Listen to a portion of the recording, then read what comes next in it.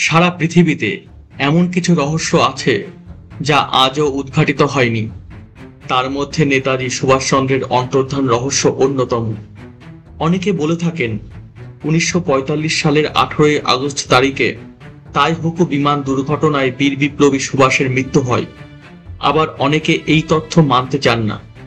সুভাষ মানেই ভারতবর্ষের আবেগ, সুভাষ মানেই ভারতবর্ষের ভালোবাসা, সুভাষ মানেই ভারতের সাহস। সত্যিই কি সুভাষ বিমান দুর্ঘটনায় মারা গেছিলেন, নাকি তার পেছনে চলেছিল গভীর ষড়যন্ত্র? ডিএমন টিউবের সুভাষ পর্বগুলোতে তুলে ধরা হবে নেতাজি সুভাষচন্দ্রের মৃত্যু না হত্যা।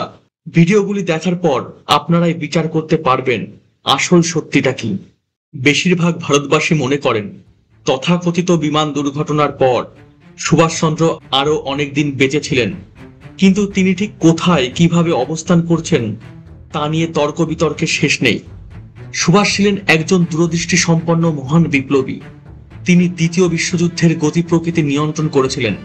তিনি বুঝতে পেরেছিলেন যদিও অক্ষশক্তি এই যুদ্ধে অসামান্য সাফল্য দেখিয়েছিল, কিন্তু শেষ পর্যন্ত মিত্রশক্তি এই যুদ্ধে জয়লাভ করবে। আর আজাদ হিন্দ ফৌজ অনেকাংশে জাপানের উপর নির্ভরশীল ছিল। তাই এই যুদ্ধে যদি জাপানের পরাজয় হয়, তাহলে আজাদ হিন্দ ফৌজকেও গভীর সংকটের মুখে পড়তে হবে। আর সুভাষের ধারণাটাই সত্যি হলো। সুভাষের কানে গেল জাপান আত্মসমর্পণ করতে চলেছে। তখন তিনি বুঝতে পারলেন আর দক্ষিণ পূর্ব এশিয়ার রণাঙ্গনে থেকে কোনো লাভ নেই। পরবর্তী পর্যায়ে তিনি মস্কোর সাথে যোগাযোগ করার চেষ্টা করলেন। সুভাষের মৃত্যু যদি বিমান দুর্ঘটনায় না হয়ে থাকে, তাহলে তার সম্ভাব্য পরিণতি কি হয়েছিল? বেশিরভাগ মানুষই বিশ্বাস করেন যে বিমান দুর্ঘটনা একটি সাজানো ঘটনা ছিল। সুভাষ কি রাশিয়ায় রাজনৈতিক আশ্রয় পেয়েছিলেন? মস্কো আর্কাইভে যে সমস্ত দলিল সংরক্ষিত আছে সেগুলি পরীক্ষা করে এগুলি সম্পর্কে কোনো স্থির সিদ্ধান্তে উপনীত হওয়া সম্ভব নয়। অনেকে বলে থাকেন স্তালিন তাকে আশ্রয় দিয়েছিলেন, আবার অনেকে বলে থাকেন স্তালিন তাকে হত্যা করেছিলেন। সুভাষের সন্ধানে আমেরিকার গুপ্তচর সংস্থা CIA এবং ব্রিটিশ গুপ্তচর সংস্থা যৌথভাবে নানা অনুসন্ধান চালিয়েছিল। তারা যে তাইহুকু বিমান দুর্ঘটনার খবরটি বিশ্বাস করে না তার প্রমাণ আছে এই অনুসন্ধানের মধ্যে। এমনকি স্বয়ং মহাত্মা গান্ধীও সুভাষের মৃত্যুর খবর বিশ্বাস করতে চাননি। তার বিশ্বাস ছিল যে কোনো মুহূর্তে সুভাষ আবার ভারতে ফিরে আসবেন এবং ভারতীয় জনগণকে উদ্দেশ্য করে ঐতিহাসিক ভাষণ দেবেন। দুর্ভাগ্যের বিষয়, গান্ধীজির এই স্বপ্ন সফল হয়নি। সুভাষকে কি চীনা বিপ্লবে সক্রিয়ভাবে অংশগ্রহণ করতে দেখা গেছে? এটিও একটি অত্যন্ত গুরুত্বপূর্ণ প্রশ্ন। অনেকে বলে থাকেন সুভাষ নাকি অন্য নাম নিয়ে গোপনে এক বিশাল সেনাবাহিনী গঠন করেছিলেন। এই সেনাবাহিনী মাও সেতুংকে নানাভাবে সাহায্য করে। সুভাষের সঙ্গে বিতর্কিত নির্বাসিত তিব্বতী নেতা দলাই লামার সাক্ষাৎ হয়েছিল বলেও অনেকে বলে থাকেন। সুভাষ নাকি দলাই লামাকে চীনা অধিকৃত তিব্বত থেকে ভারতে পৌঁছে দেবার ক্ষেত্রে সক্রিয় ভূমিকা গ্রহণ করেছিলেন। দলাই লামার কিছু কিছু বক্তব্য এ ব্যাপারে সুস্পষ্টভাবে আলোকপাত করেছে। সুভাষ সংক্রান্ত খবর দিতে গিয়ে রাশিয়ার ভারতের রাষ্ট্রদূত বিজয়লক্ষ্মী পণ্ডিত বারবার বাধাপ্রাপ্ত হয়েছেন।